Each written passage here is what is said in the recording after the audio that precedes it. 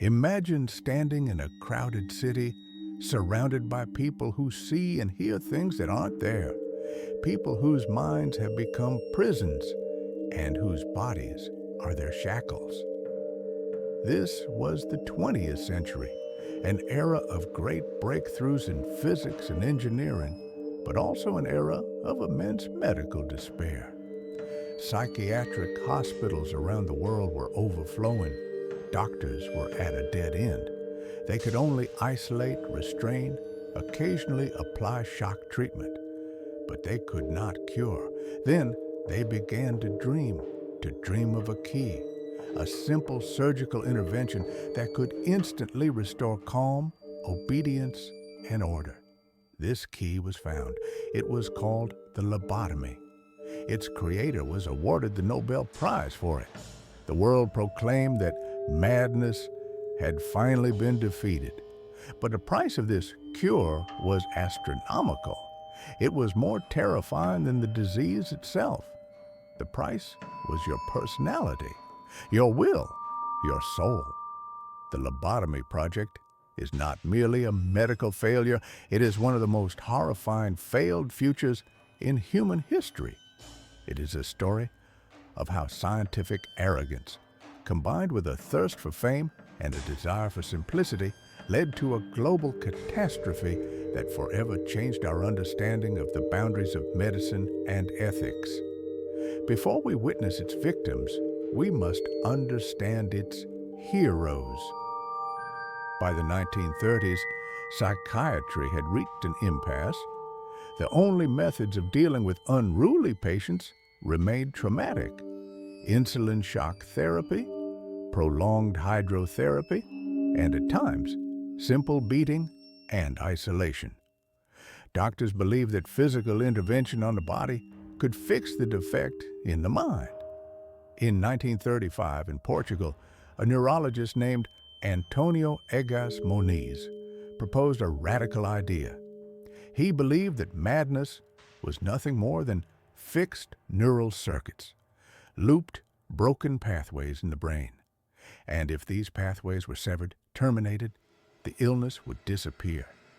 Moniz invented the instrument, the leucotomy, a thin, hollow tube with a loop at the end. His first operation, called the leucotomy, was brutally simple. Drill 2 holes in the patient's skull and insert the leucotomy to, quote, cut the connections between the frontal lobes and the thalamus.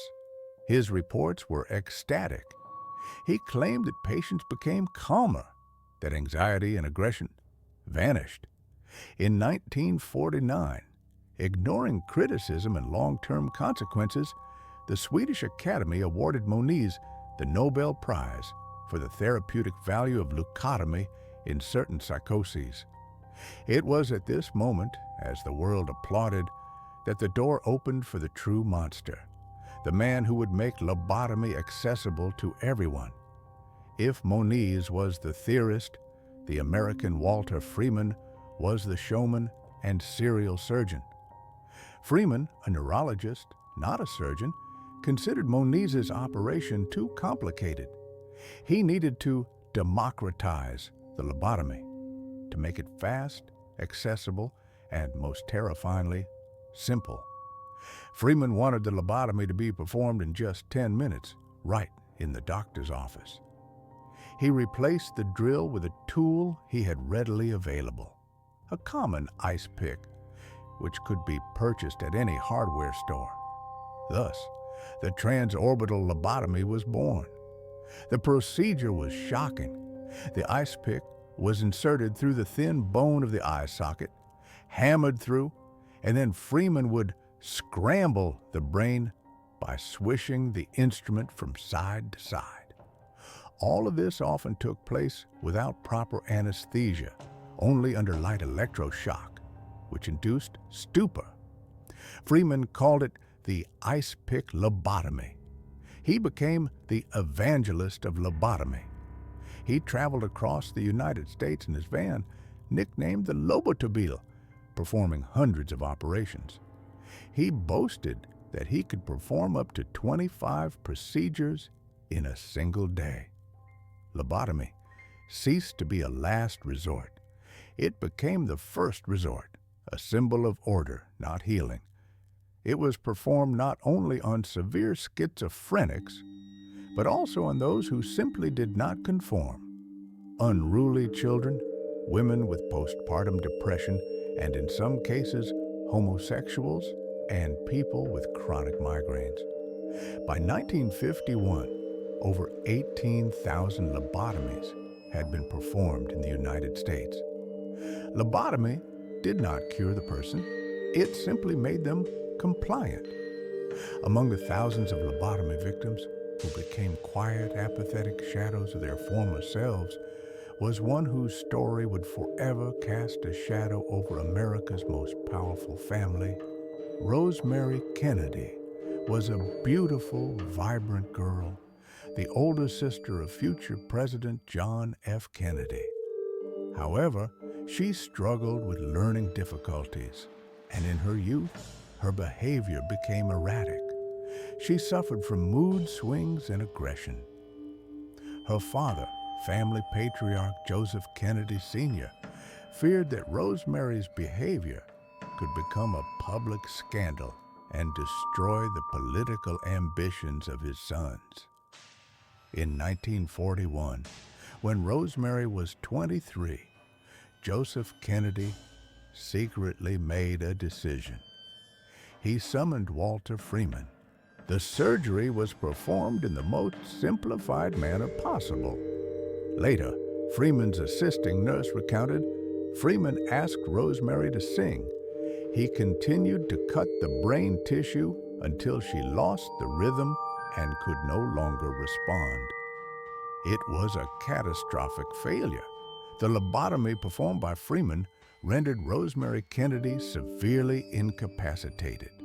She could barely speak, and her movement required constant assistance.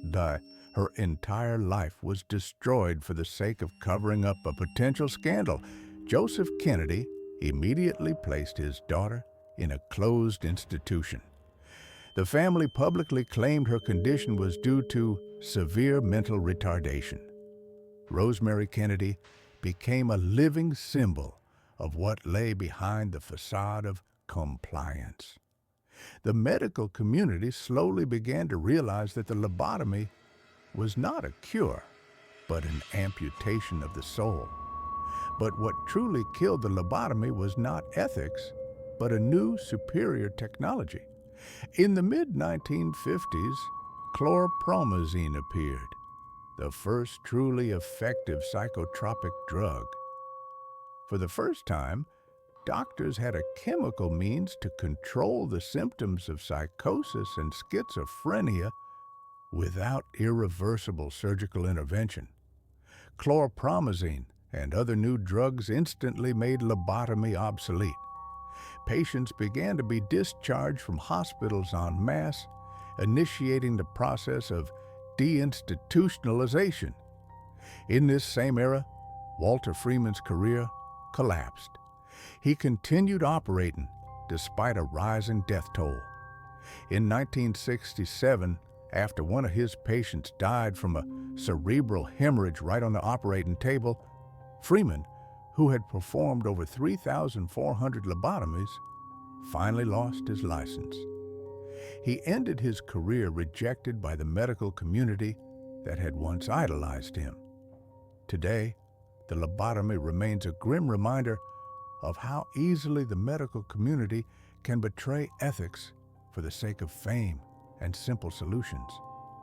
The horror of the lobotomy is not just in its cruelty, but in how quickly and massively it was accepted. This is a story of how the most terrifying failed futures often promise to be the greatest salvation. The lobotomy proved that a surgical tool cannot mend a complex mind. But we must ask ourselves, how safe are we today from new miracle interventions that promise quick fixes? Thank you for watching. If you want to continue exploring the dark secrets and forgotten disasters that shaped our world, please like this video and subscribe to the channel. Your support helps us uncover the stories they tried to bury. We'll see you in the next investigation.